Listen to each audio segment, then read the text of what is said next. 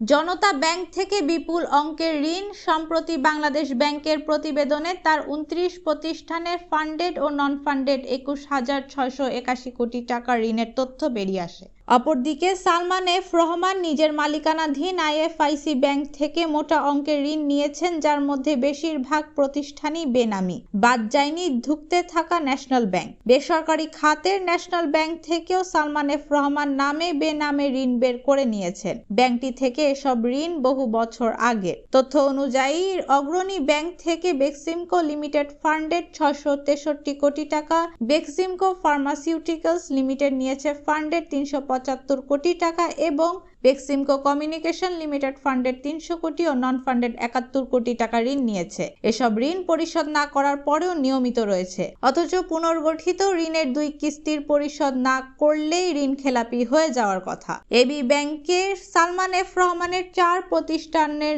ঋণ রয়েছে। সবগুলো ঋণই পুনর্গঠিত। এ ব্যাংকের ঋণও বছরের পর বছর পরিশোধ করা হয়নি। ব্যাংকাররা জানান, যে কোনো ঋণ দেওয়ার ক্ষেত্রে জামানতের পাশাপাশি সংশ্লিষ্ট গ্রাহকের ক্যাশ ফ্লো বিবেচনায় নেওয়া হয়। আর ঋণ শোধের মেকানিজম হিসেবে ক্যাশ ফ্লো আছে কিনা সেটি দেখা হয়। এরপর ওই ঋণের বিপরীতে প্রয়োজনীয় সহায়ক জামানত নেওয়া হয়। কয়েকটি ব্যাংকের ব্যবস্থাপনা পরিচালক বলেন, রাজনৈতিকভাবে তিনি এতটাই প্রভাবশালী ছিলেন যে কিস্তি পরিশোধ না করলেও তাদের কিছু বলা যেত না। বাংলাদেশ ব্যাংকও জেনে চুপচাপ ছিল। তাই এসব ঋণ দীর্ঘদিন আদায় করা ছাড়াই পড়ে আছে। এসব ঋণের অধিকাংশই খেলাপিযোগ্য।